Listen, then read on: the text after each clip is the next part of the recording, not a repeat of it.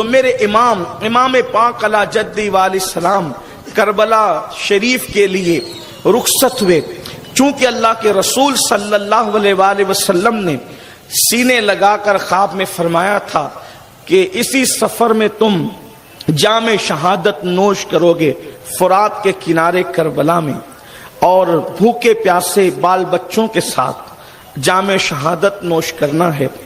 امام پاک نے ابھی جو ہے وہ گھر والوں میں سے چند کے سوا یہ خواب کسی کو نہیں بتایا، اور اس خواب کو امام پاک کی شہادت تک مخفی رکھنے کا حکم دیا گیا۔ امام پاک نے بظاہر قصد فرمایا مکۃ المکرمہ کا، آپ 4 شعبان المعظم کو، اور بعض لوگ کہتے ہیں 2 شعبان المعظم کو، امام علی مقام علی جدی علیہ السلام سن 60 ہجری کے شعبان کی 2 یا 4 تاریخ کو مدینہ منورہ سے مکۃ المکرمہ کی طرف روانہ ہوئے، اور آپ نے شعبان المعظم کا اکثر وقت مکہ شریف میں گزارا۔ رمضان المبارک، شوال المبارک اور ذوالقعدہ اور ذی الحجہ کے 8 دن آپ نے مکۃ المکرمہ میں گزارے۔ جب کوفیوں کو پتہ چلا کہ امام علی مقام علی جدی علیہ السلام نے یزید کی بیعت سے انکار کر دیا ہے، اور اکابر اصحاب کے شہزادوں نے بھی یزید کی بیعت نہیں کی، تو انہوں نے امام پاک کو خطوط لکھنا شروع کیے، اور امام سے انہوں نے عرض کیا کہ امام آپ کوفہ تشریف لے آئیں، ہم لوگوں نے ابھی تک یزید کی بیعت نہیں کی اور ہم رکے ہوئے ہیں، کیونکہ یزید پلید ہے، فاسق و فاجر ہے، اور یزید کے متعلق آپ سب جانتے ہیں، اس سے پہلے کی نشستوں میں میں کچھ اشارے کر چکا ہوں، اور مزید جو ہے وہ ابھی وقت اس کی گنجائش نہیں دیتا۔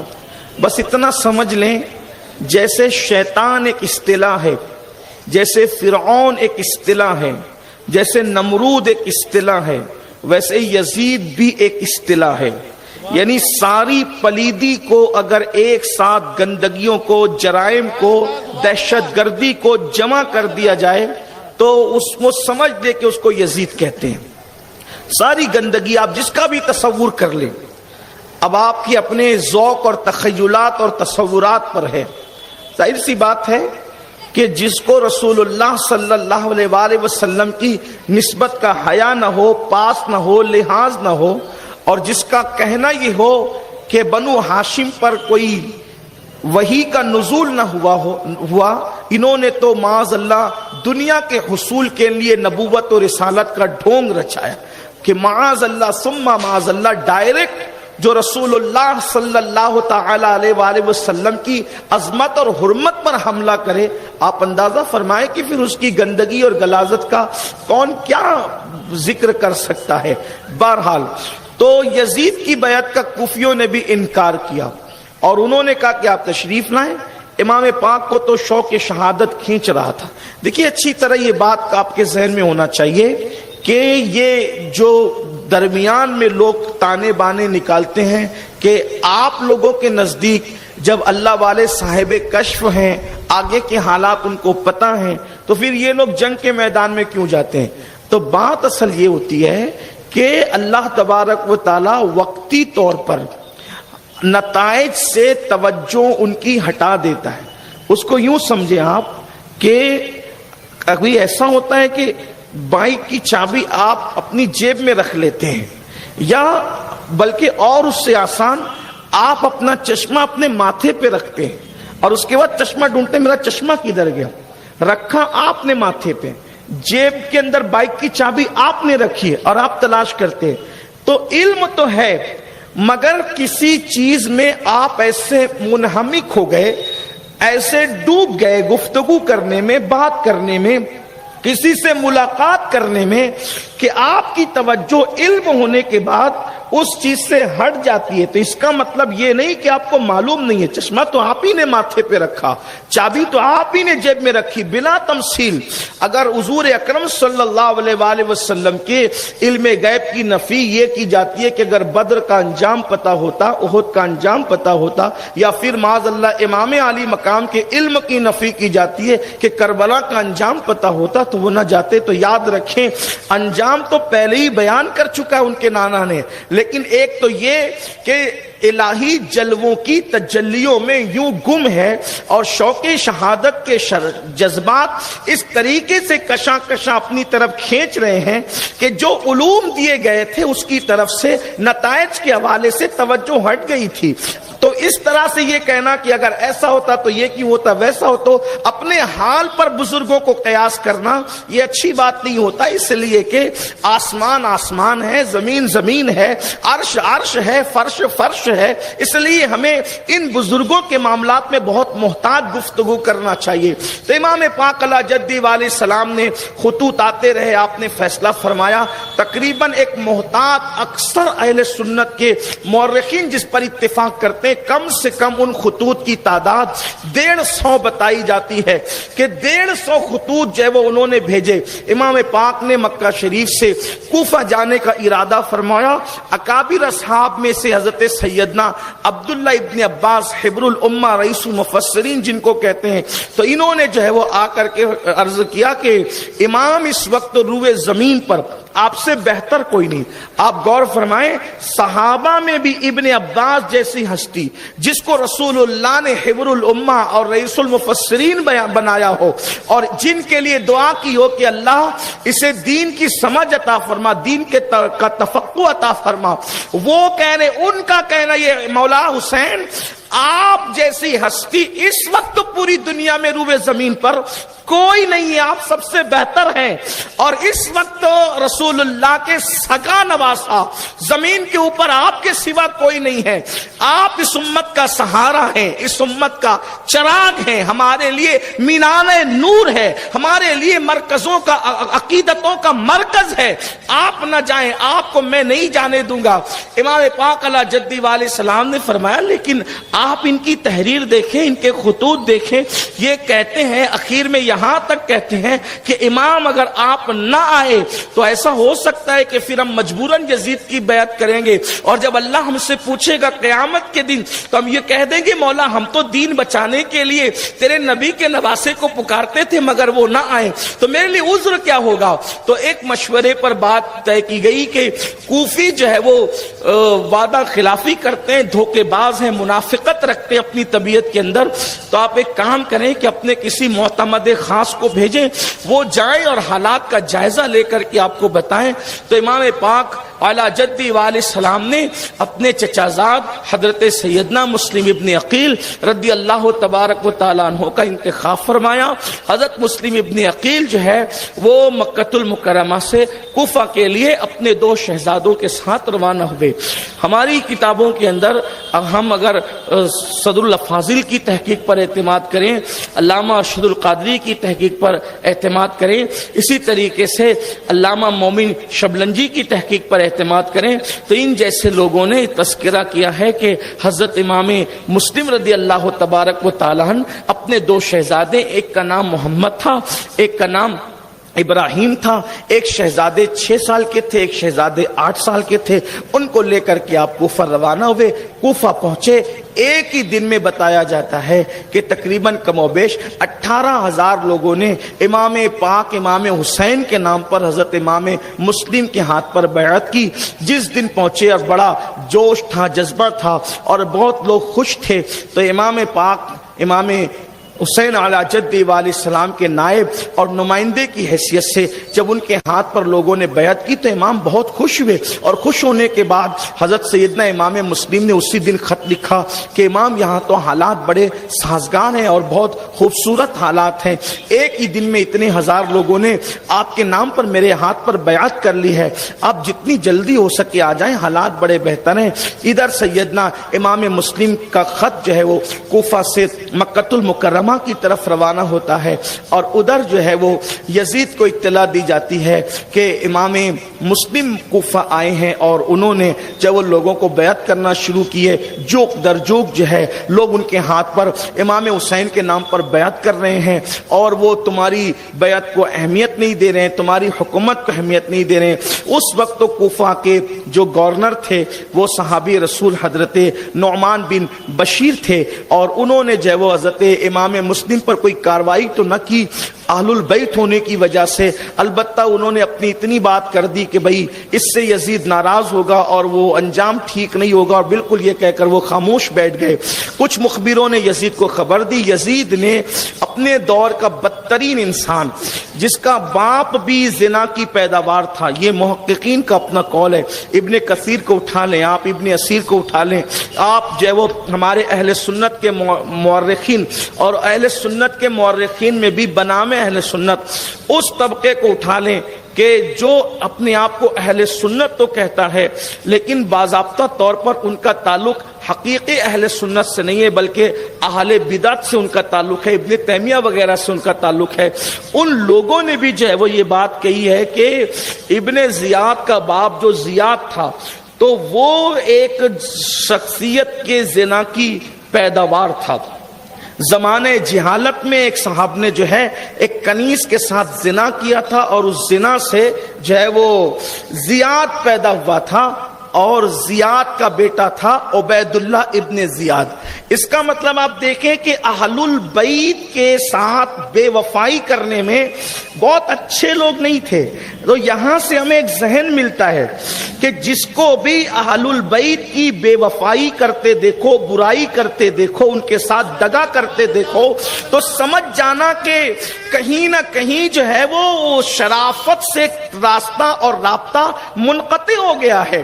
جس کا رابطہ خون کا رشتہ، دل کا رشتہ شرافت اور دیانت سے اور ایمان سے منسلک رہے گا وہ اہل البیت کے خلاف کبھی جا ہی نہیں سکتا، اس لیے کہ اللہ تبارک و تعالیٰ نے شریف طبیعتوں کے اندر یہ فطرت رکھی ہے، توجہ کرنا، فطرت رکھی ہے، اس لیے کہ مذہب الگ ہے، اللہ اکبر، اور فطرت کا تقاضا ہے، اللہ اکبر۔ مثال کے طور پر مذہب حق کوئی قبول کرتا ہے لیکن سلیم فطرت جو ہے، انسان جو بھی پیدا ہوتا ہے فطرت اسلام پر پیدا ہوتا ہے، بعد میں ماں باپ اس کو اگرچہ بگاڑ دیں لیکن اگر وہ اصل فطرت پر قائم ہے تو کسی مذہب سے تعلق ہوگا لیکن فطرت اس کو نبی اور آل نبی سے محبت کرنے پر مجبور کرتی رہے گی۔ جیسے فطرت میں منہ میں لقمہ ڈالنا ہے، فطرت میں منہ میں لقمہ ڈالنا ہے، لقمہ کبھی ناک میں نہیں ڈالا جاتا، لقمہ کبھی آنکھ میں نہیں ڈالا جاتا، یہ فطرت ہے۔ انسان ہمیشہ سامنے کی طرف چلنے کی کوشش کرتا ہے، یہ فطرت ہے۔ انسان کبھی الٹا پلٹا نہیں چلتا، یہ خلاف فطرت ہے۔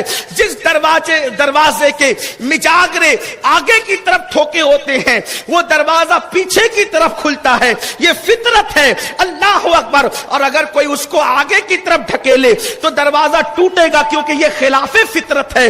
تو اسی طرح یعنی اللہ نے انسان کے خمیر میں عشق کو گوندھ دیا ہے، تب پتا چلا جو انسان فطرت سالمہ پر رہے گا، کسی خطے میں، کسی قبیلے میں، کسی علاقے میں رہے گا، وہ نبی سے بھی پیار کرے گا، آلے نبی سے بھی پیار کرے گا، البتہ اگر اس کے خون میں شرافت نہیں ہے اور وہ فطرت سے رشتہ توڑنے کی کوشش کر کے خلاف فطرت چل رہا ہے تو سمجھ جانا پھر وہ اہل البیت کے خلاف جائے گا۔ یاد رکھنا جو بھی لوگ اہل البیت کے خلاف آئے ہیں آپ نام پیش کرتے جائیں، ہم بتاتے جائیں گے کہ اللہ اکبر کہاں کہاں پر خطائیں موجود ہے، کہاں کہاں پر اللہ اکبر شرافت سے رشتہ منقطع ہوتا نظر آتا ہے۔ ایک بات سچی بتا دوں واللہ، اگر جانور بھی ہے جانور تو وہ بھی اگر اپنی فطرت پر ہے تو وہ بھی نبی اور آل نبی سے محبت کرتا نظر آتا ہے۔ درخت بھی ہے اپنی فطرت پر، وہ بھی نبی اور آل نبی سے محبت کرتے نظر آتے ہیں۔ اگر وقت ہو اس پر گفتگو کی جائے، پرندوں میں سے کس کس، حتیٰ کہ میرے عزیز پھل بھی اپنی فطرت پر ہوتے ہیں تو وہ محبت کرتے ہیں. مولا مشکل کشا سیدنا علی کرم اللہ تعالی وجہ الکریم فرماتے ہیں کہ اللہ نے میری محبت پھلوں پر پیش کی.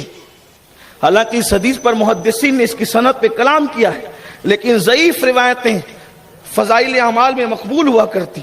تو امام علی مرتضیٰ کہتے ہیں اللہ نے میری محبت پھلوں پر پیش کی، جنہوں نے قبول کر لی وہ میٹھے ہو گئے، اور جنہوں نے قبول نہیں کی اللہ تعالیٰ نے ان میں کڑواہٹ پیدا فرمائی. آپ اندازہ فرمائیں، علی کی محبت سے پھل میٹھے ہوتے ہیں. یہ ہے محبت علی کا صلہ. آپ غور فرمائیں تو بات دور نکلتی. عرض کر رہا تھا کہ جب یزید نے دیکھا کہ صاحب فطرت صحابی رسول حضرت نعمان بن بشیر رضی اللہ تعالیٰ کوئی خلاف نہیں جا رہے، کوئی کاروائی نہیں، حالانکہ وہ گورنر ہیں، کوئی انہوں نے خلاف کاروائی نہیں کی. جتنی ایک طالب علم ہونے کی حیثیت سے اہل سنت کی کتب میں ہم جانتے، انہوں نے کوئی خلاف کاروائی نہیں کی. گورنر تھے تو اس نے جو ہے سوچا کہ میں کس کو منتخب کروں. اس کا ایک دوست تھا، ابن سرجون. عقد الفرید کے اندر ابن سرجون کا تذکرہ بہت وضاحت کے ساتھ کیا گیا ہے. یہ یہودی کا بچہ تھا، یہ خود یہودی تھا ابن سرجون.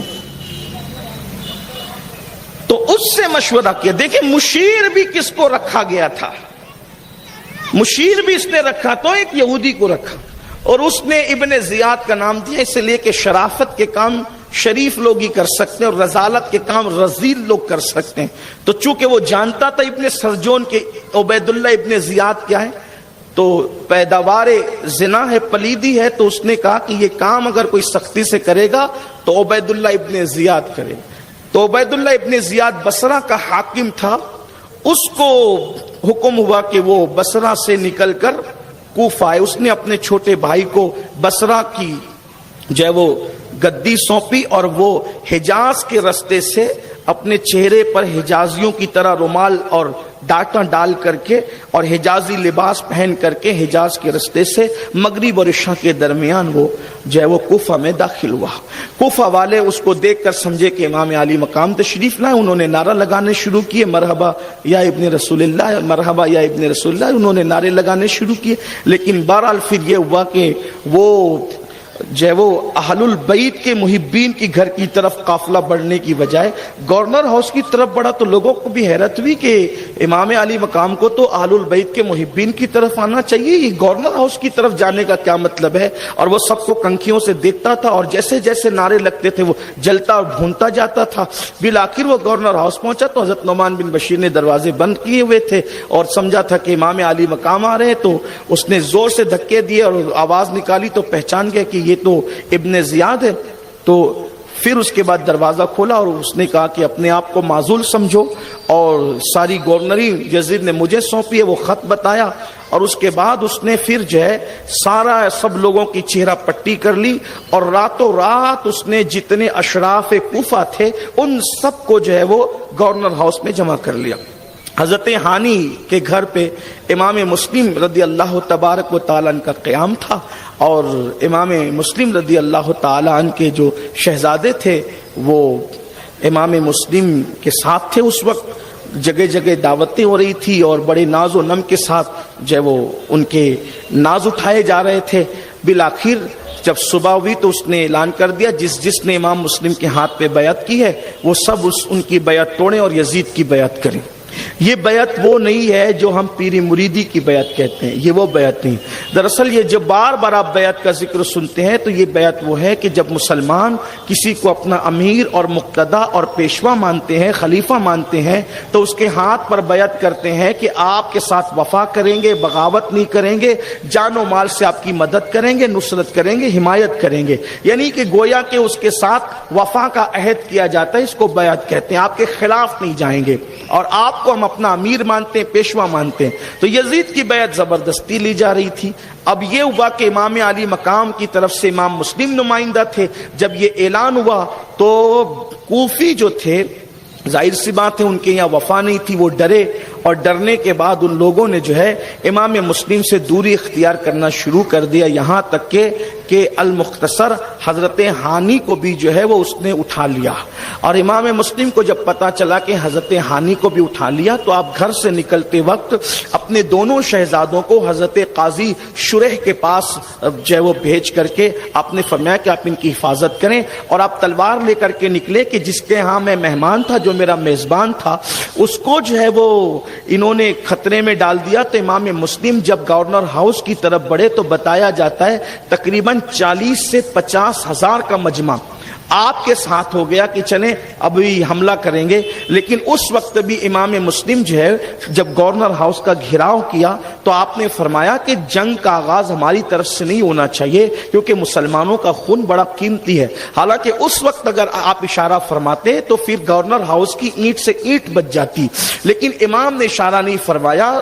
ابن زیاد نے یہ کیا کہ جتنے شرفائے کوفہ کو اس نے جمع کر رکھا تھا، اس نے کہا کہ اگر تمہارے یہ رشتے جو گورنر ہاؤس کا گھیراؤ کیے ہوئے اگر ان کو یہاں سے نہیں ہٹاؤ گے تو میں تمہیں قتل کر دوں گا۔ ان کی جب اپنی جان پر بنائی تو انہوں نے اپنے قبیلوں سے اور رشتہ داروں سے کہا کہ ایک کام کرو کہ تم یہاں سے ہٹ جاؤ ورنہ ابن زیاد ہمیں مار ڈالے گا، اور اگر تم نے حملہ بھی کیا ہمیں بچانے کے لیے ہم تک پہنچنے تک تو ہم مر جائیں گے، اس لیے کہ تم یہاں سے ہٹ جاؤ۔ تو جس قبیلے کے قائد نے اور جس قبیلے کے امیر نے، جس قبیلے کے بااثر شخص نے اپنے قبیلے کو کہا، وہ سب لوگ ظالم امام مسلم کا ساتھ چھوڑتے چھوڑتے چھٹ گئے۔ امام مسلم جب گورنر ہاؤس کی طرف بڑھے تھے تو 40 یا 50 ہزار لوگ آپ کے ساتھ میں تھے، اور جب شام ہو رہی تھی، مغرب کا وقت آ رہا تھا تو سب لوگ چھٹ گئے تھے، اور صرف 500 لوگ امام مسلم کے ساتھ رہ گئے تھے۔ امام مسلم مغرب کی اذان ہوئی، کوفہ کی مسجد میں نماز کے لیے پہنچے۔ جب نماز شروع کی تو اس وقت 500 لوگ پیچھے کھڑے تھے، اور جب آپ نے سلام پھیرا تو کوئی بھی ایک بھی آدمی آپ کے ساتھ نہ تھا۔ امام مسلم رضی اللہ تعالیٰ پھوٹ پھوٹ کر روتے تھے، آپ کی آنکھوں میں آنسو تھے۔ امام مسلم سوچتے تھے کہ یا اللہ، میں نے تو جو ہے امام علی مقام امام حسین کو خط لکھا ہے۔ کیا ہو رہا ہے بھائی؟ کچھ نہیں ہو رہا ہے، آپ کی توجہ اس طرف رہے، کوئی بات نہیں ہے، آپ ذکر سنیں، آپ ایک بار درود شریف پڑھیں۔ بچوں کو آگے بیٹھانے کی مشکل یہی ہے کہ انہیں پیار سے میں اس لیے سوچتا ہوں کہ آگے بٹھائیں کہ ہماری قوم کا مستقبل ہے، لیکن بہرحال بچے ہیں۔ یہ ہے کہ مجمع دیکھنے کی کوئی ضرورت آپ کو نہیں ہے، آپ کو ادھر ممبر پہ دیکھنا چاہیے، اور پھر بچوں کے ساتھ بڑے بھی بچے بن جاتے ہیں، اور جب لوگ پیچھے دیکھتے ہیں سبھی پیچھے دیکھتے ہیں۔ ایک بار درود شریف پڑھ لیں آپ، اللہ رب درود شریف پڑھیں، عاشقوں کی طرح بلند آواز سے درود شریف۔ اللہ رب محمد صلی اللہ علیہ وسلم، نحن عباد محمد صلی اللہ علیہ وسلم وعلى ذوی وآلہ ابد الدہور وکرم، صلاۃ و سلام علیک یا جد الحسن والحسین وعلی آلک واصحابک یا جد الغوث الثقلین۔ تو امام مسلم نے جب دیکھا کہ پیچھے کوئی بھی نہیں تو پھوٹ پھوٹ کے رونے لگے۔ اپنی جان کی پرواہ نہیں تھی، سوچ رہے تھے یا اللہ، میں نے تو امام علی مقام کو خط لکھا ہے، امام جب میرا خط دیکھیں گے تو ان کو مجھ پر اتنا اعتماد ہے کہ وہ میرا خط پڑھ کر تو کسی کے روکنے سے رکیں گے نہیں، اور وہ ضرور تشریف لائیں گے۔ بالآخر یہ ہوا کہ آپ مسجد سے باہر نکلے تو دیکھا کہ کوفہ میں سب کے دروازے بند۔ کل تک جن کے گھروں میں دعوتیں ہو رہی تھی اور بہت ناز اور نام اور ہاتھ چومے جا رہے تھے، بیعتیں کی جا رہی تھی، لوگوں نے اپنے دروازے بند کر دیے جان کے خوف سے۔ اے کوفہ والو، قیامت تک تمہاری بے وفائی کو لوگ یاد کرتے رہے، لوگ تمہاری بے وفائی کے چرچے کرتے رہیں گے۔ اور ایک بات آپ دیکھیں، آپ جب کبھی کوفہ جائیں تو کوفہ میں آپ ہمیشہ دیکھیں گے کوئی کتنا بھی مالدار ہوگا، اس کے چہرے کو کبھی آپ کھلا کھلا نہیں دیکھیں گے۔ کوفے والوں کے چہرے آج بھی ایسا لگتا ہے کہ جیسے اترے ہوئے چہرے ہیں، پتہ نہیں ان کے چہروں پر کیا ہے۔ ان کے چہروں کو میں نے کبھی جو ہے وہ کھلا ہوا نہیں دیکھا، کوفہ والوں کے چہروں پہ کبھی رونق نہیں دیکھی، پتہ نہیں، اللہ جانے۔ اسی طریقے سے جو ہے شامیوں کا بھی حال ہے، اور آج کل کے شامی تو کوئی مجرم نہیں ہے، لیکن اتنا ضرور ہے کہ نسلاً بعد نسلیں بھی بہت ساری چیزیں منتقل ہوتی رہتی ہے، اور آل نبی کے خون کے جو وہ حرمت کو پامال کرنے کی یہ نحوست ہے کہ جن کے دامن پر دھبے ہیں، اول تو ان کی نسلیں ختم ہوئی، اور اگر کسی کی نسل باقی بھی ہے تو کہیں نہ کہیں برابر وہ دھبا اس کی پیشانی پر آج بھی نمایاں ہے۔ اللہ تبارک و تعالی ہمیں محفوظ رکھے، حق کے ساتھ حق کا ساتھ دینے کی توفیق عطا فرمائے، حق بولنے، حق کو قبول کرنے اور حق کو عام کرنے کی اللہ تعالی ہمیں توفیق عطا فرمائے۔ حضرت امام مسلم مسلم جو ہے وہ مسجد سے باہر نکلے تو کیا دیکھا؟ لوگوں کے دروازے بند ہیں. ایک دروازہ کھلا ہے بوڑھی عورت کا, اور وہ بھی دروازہ اس نے کسی کے آنے کے لیے نہیں بلکہ اپنے بیٹے کے انتظار میں جو ہے وہ اس نے دروازہ کھلا رکھا ہے. امام وہاں جاتے ہیں, پانی کی پیاس لگی ہے. امام مسلم کہتے ہیں بڑی بی سے کیا تم مجھے پانی پلا سکتی ہو؟ اس نے پانی لا کر کے دیا, پانی پی کر کے بیٹھ گئے. اس نے کہا اے مسافر, اے اجنبی, آپ کے چہرے کو دیکھ کر لگتا ہے کہ آپ بڑے شریف ہیں, شریف خاندان سے آپ کا تعلق ہے, لیکن آپ پانی طلب کیا, پانی پیجیے اور جائیے. آپ پانی پی کے یہاں بیٹھ کیسے گئے اور کیوں بیٹھے؟ تو امام نے فرمایا مائی یہاں میرا کوئی گھر نہیں, میں اجنبی مسافر یہاں ہوں اور میرا کوئی مکان نہیں ہے. کل تک کہ میں گھر تھا, آج میں بے گھر ہوں اور میرا کوئی مکان نہیں. اس نے پہچانا اندھیرے میں, وہ پہچان نہ سکی پہلے, لیکن بعد میں اس نے آپ امام مسلم ہیں؟ جی امام مسلم ہوں. کہا آپ ایک کام کریں, میں اپنے بیٹے کے لیے منتظر تھی, آپ گھر میں تشریف لائیں. اور اتفاق سے اس شریف ماں کا بدماش بیٹا ابن اشعت کے دوستوں میں سے تھا. امام مسلم کو جب اس نے اپنے گھر میں پایا تو اس نے مخبری کر دی اور ابن اشعت کو بتایا. ابن اشعت کا پورا نام محمد ابن اشعت بتایا جاتا ہے, لیکن چونکہ جس بندے کی بھی ہم برائی جب اس کی ذکر کرتے ہیں اور اس کا نام محمد ہوتا ہے تو پھر ہمیں اس کا نام نہیں لینا چاہیے, بلکہ اس کے باپ کے نام سے یا اشارے کنائے بیان کرنا چاہیے. تو اس کا نام تو تھا محمد ابن اشعت, لیکن ہم اس کو پورا نام نہیں لیتے بلکہ اس کو کیا کہتے ہیں؟ ابن اشعت کہتے ہیں. اسی طریقے سے ایک صاحب کا نام محمد ابن عبد الوہاب ہے, لیکن ہم اس کو محمد ابن عبد الوہاب نہیں کہتے بلکہ ابن عبد الوہاب ہی کہہ کر کے اس کو پکارتے ہیں. اس طریقے سے اس کا خیال کرنا چاہیے کہ کسی بھی طرح سے نام محمد کی بے احترامی نہ ہو, بلکہ اگر کسی کا نام محمد ہو تو اس کا نام لے کر کے اس کو گالی نہیں دینا چاہیے, اس کا بھی آپ کو احترام کرنا چاہیے, عزت کرنا چاہیے. البتہ آپ جس کو گالی دے رہے ہیں تو معاذ اللہ یہ گالی رسول اللہ کی طرف نہیں جاتی, کیونکہ آپ کی نیت تو اس کو دینا ہے, لیکن جتنا ادب میں آگے بڑھو گے اتنا اللہ تبارک و تعالیٰ آپ کو نوازے گا. ہزاروں سال کی عبادتیں وہاں تک نہیں پہنچاتی جہاں انسان کو ادب پہنچاتا ہے. اور پھر یاد رکھنا, اللہ اکبر, ہزاروں سال کے گناہ آپ کو اتنا نقصان نہیں پہنچاتے جتنا بے ادبی آپ کو نقصان پہنچاتی ہے. اس لیے بادب بنو, بادب با نصیب, بے ادب بد نصیب. الدین کلہ ادب, دین پورا کے پورا ادب کا نام ہے. ہمارا مذہب ادب, ہمارا مسلک ادب, ہمارا مشرب ادب, ہماری تہذیب ادب, ہمارا تمدن ادب. اس لیے ادب کے ساتھ رہو اور اپنی زبان کو کنٹرول میں رکھو. بہرحال ابن اشعت اس بڑھیا کا بیٹا, ابن اشعت کا دوست تھا جو وہ اس بڑھیا کا بیٹا, اس نے مخبری کی اور مخبری کرنے کے بعد حضرت سیدنا امام مسلم رضی اللہ تبارک و تعالیٰ کو ان لوگوں نے جو ہے گرفتار کرنے کے لیے بھیجا. لیکن آپ سن چکے ہیں کہ رسول اللہ کے گھر کے ہاشمی جوان جو تھے اللہ نے ان کو بڑی بہادری عطا کی تھی اور وہ بڑے بہادر تھے. جب وہ گرفتار کرنے کے لیے آیا تو حضرت سیدنا مسلم ابن عقیل نے تلوار نکالی اور تلوار نکال کر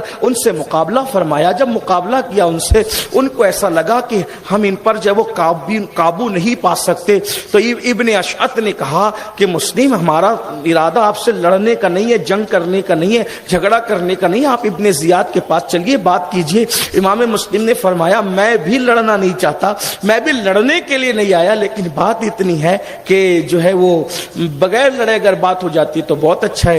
حالانکہ جو ہے وہ اس لڑائی کے اندر آپ نے کئی لوگوں کو قتل بھی کر دیا تھا, ان لوگوں نے امام مسلم کو زخمی بھی کر دیا تھا. زخمی لہو لہان ہونے کے باوجود بھی امام مسلم کا ان کو خوف تھا اور انہوں نے کہا ہم آپ کو امان دیتے ہیں, ہم آپ کو پناہ دیتے ہیں. حضرت سیدنا امام مسلم کو انہوں نے کہا آپ سواری پر بیٹھیں, کھچر پر بیٹھیں اور ابن زیاد کے پاس چلیں, گورنر ہاؤس چلیں. حضرت سیدنا امام مسلم جیسے کھچر پر بیٹھے اور چلے. یہ جب انہوں نے امان دی تھی, عرب والے جب کسی کو امان دیتے تھے تو امان دینے کا مطلب یہ ہوتا تھا کہ وہ کتنا ہی بڑا دشمن ہے, جب امان دے دی ہے تب اس کے ساتھ دھوکہ نہیں کریں گے. عرب والے زبان کے بڑے دھنی ہوا کرتے تھے. لیکن بہرحال اب وہاں تو کیا تھا کہ بغض اہل بیت میں اتنی آگے بڑھ گئے تھے, وہ تو کلمہ پڑھانے کا احسان بھی بھول گئے تھے, دین دینے کا احسان بھی بھول گئے تھے. نمازوں کے اندر محمد اور آل محمد پر درود پڑھتے تھے اور نمازوں کے بعد سازشیں کرتے تھے. کس قدر حالات بد سے بدتر تھے. ممبروں پہ بیٹھ کر کے مولا مشکل کشا کو گالیاں دیا کرتے تھے. سوچے تو صحیح حالات کس طرح تھے, کیسے تھے. بلکہ آپ کو بتاؤں کہ ایک زمانہ یوں بیتا بغض اہل بیت کا ایک زمانہ یوں بھی تھا مروانیوں کے دور میں کہ ملک شام میں کوئی علی نام نہیں رکھتا تھا، حسن نام نہیں رکھتا تھا، حسین نام نہیں رکھتا تھا، یہ نام نہیں رکھے جاتے. اتنی ان کے جیسے آج ہمارے یہاں یزید نام نہیں رکھتا کوئی، مروان نام نہیں رکھتا. بغض اہل بیت کا ایک زمانہ ایسا گزرا تقریباً جو وہ کم و بیش ایک صدی اتنا یا پونا صدی اتنا کہ نام حسن حسین اور علی نہیں رکھے جاتے تھے. ایک بزرگ کہتے ہیں، محدث کہتے ہیں کہ میں جو ہے وہ ایک بار ملک شام گیا تو میں نے دیکھا کہ ایک بندے کے ایک بیٹے کا نام علی ہے، ایک کا نام حسن ہے، ایک کا نام حسین ہے. تو میں رک گیا اور رک کر